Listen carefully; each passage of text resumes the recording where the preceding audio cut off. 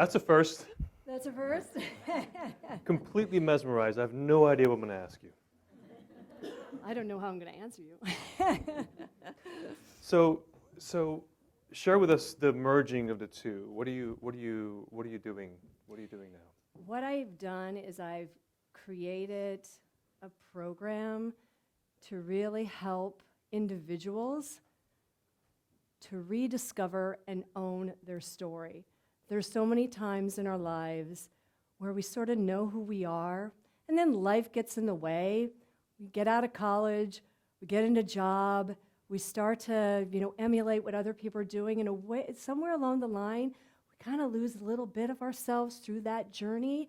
And then there's a time in our life when we start to wonder, God, something's missing. And I'm always saying that something missing isn't out there. That something missing is here. And I really help people to rediscover that and own that. And it is so empowering to watch when an individual realizes the pieces of themselves they've lost, and when they reclaim it and own it, it's like they walk around in this level of confidence, and it's like you get to see them for the first time, once again. And I wanted to do that because I did that for myself. I put myself in a way, this was my life journey. Having those dual careers made me, it really was in 2017 when my father passed away, when I realized, what am I doing? I have these two passions. I have this incredible experience. And I know by me reclaiming my own story and owning my own voice, which I did on my own, but realized there was such power in it. I thought, wait, I think, especially after my dad passed away, my dad, huge inspiration for me. Both my parents were. But my dad he was one who, he was not afraid of anything. He took a challenge on, he made it, he wasn't afraid of anything. And when he passed away, it was like, I almost felt like he gave me the gift of like, Erin, just don't go find another job. You need to do something with this. And I always feel like I have my parents behind me through this whole journey. So by helping people discover their stories, you're essentially driving them to finding their inner purpose. Right. Mm-hmm. Yeah. And do you believe that everybody has that story? Yes, I do. I really do. And for those that don't believe that they do, what are some words of advice? Take a chance. Take a chance and learn about the parts of yourself that you may have just let go or may just be slightly dormant.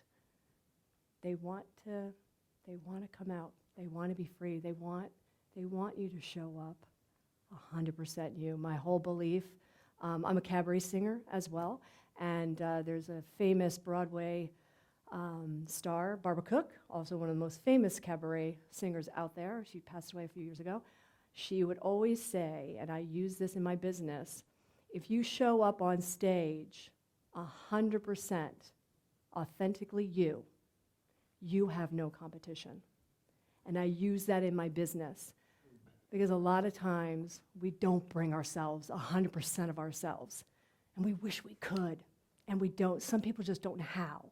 And I free them up to find that because my whole thing is, my God, if we all got to show up 100% us, the world would be such a beautiful place.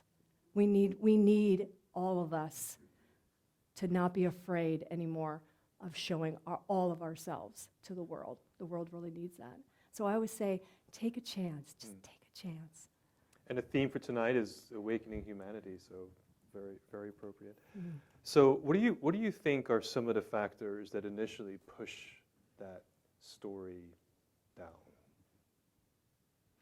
Fear, definitely. And I know even in my own experience, I would say fear and people telling you you're not good enough, you're not smart enough,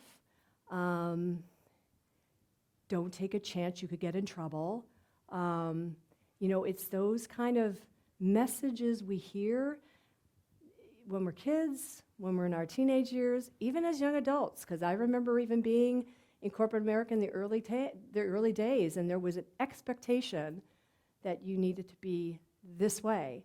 And so I started to realize I was carving parts of myself off, and it wasn't really till I went into the creative agency, and I was able to, I was in some of these like really high-powered corporate meetings, and discovering one day, one that was pretty intense, and I was pretty like, okay, we have to show up, or we may not get this contract. It was that kind of huge type of meeting, and something switched in me, because I was trying to I need to be like that guy. I need to be that smart guy up there, or the person who's really business-wise or technical-wise, and that wasn't me. I'm more of a expressive creative, but I was always trying to be like everybody else.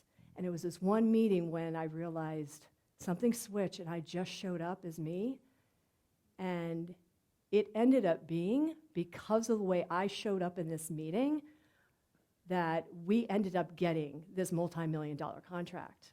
And it was that was when this sort of switched in me. Like, what did I do differently in that meeting? I stopped thinking about, oh, I really should sound as smart as that guy, or I really wish I was like her. I came in as Erin.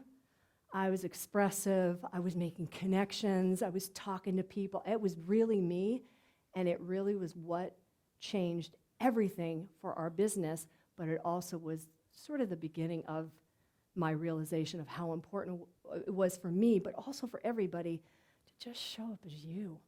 People want to see you. They want to know you. Don't be like somebody else. They want all of you. And I really believe that if we all followed a process like that and really found that belief and that courage, the success is not just about money. Success is really about just feeling grounded and being open and real in this world. Yeah. So it doesn't mean that you have to just quit your job and go do something No. else, or turn everything No. over, or start over. No. It's quite the opposite. It's quite the opposite. Actually, I've had some clients that have actually thought they were like, oh, I really want to change. I think I need to leave this job. And by them really reclaiming and finding their stories, it was the complete opposite. They ended up showing up differently at work, at their business, and suddenly the opportunities there were huge.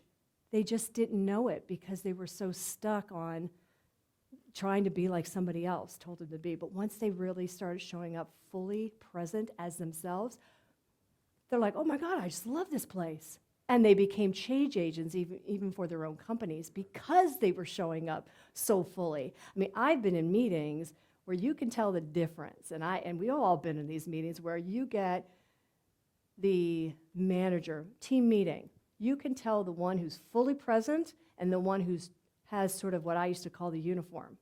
And the difference is they make a connection to the people in the room, and you can right away see it because the room gets a little bit more comfortable. Everybody gets a little bit more relaxed.